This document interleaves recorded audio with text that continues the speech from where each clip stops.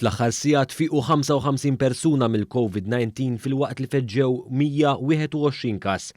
Qalet dan is-Supretendent tas-Saħħa Pubblika l-Professur Charmaine Gauci waqt l-aġġornament ta' kull nhar ta' ġimgħa hekk kif spjegat li saru 2685 test. Dan ifisser li 95.5% tat-testijiet ġew negattivi fil-waqt li 4.5% irriżultaw fil-pożittiv. Il-numru ta' testijiet li saru sa' issa f'pajjiżna tela għal 3011,475. Il-Professur Gauci spjegat ukoll kif sa' issa f'pajjiżna fiqu 3439 persuna mill-COVID-19.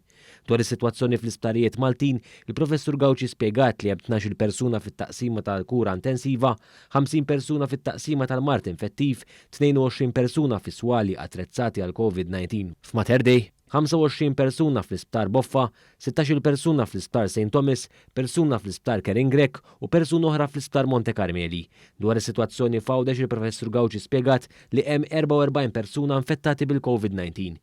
Fl-Aeroport Internazzjonali ta' Malta 1305 persuni ġew ittestjati għal-virus minn pajjiżi fuq il-lista oranġo. Minn dawn irriżultaw 43 każijiet pożittivi. L-iktar età li ġiet affettwata mill-virus din il-ġimgħa hija bejn 25 u 34 sena, b'ħafna minnhom ġejjin minn fuq il-postijiet tax-xogħol. Il-Professur Gauci spjegat ukoll li żdiedet it-talba għall-ittestjar hekk kif hemm numru kbir ta' nies li qed jirrikorru għat-testijiet minkejja li kienu f'riskju żgħir li laqtu l-virus. Il-Professur Charmaine Gauci semmiet ukoll riżultati notevoli mill-COVID app.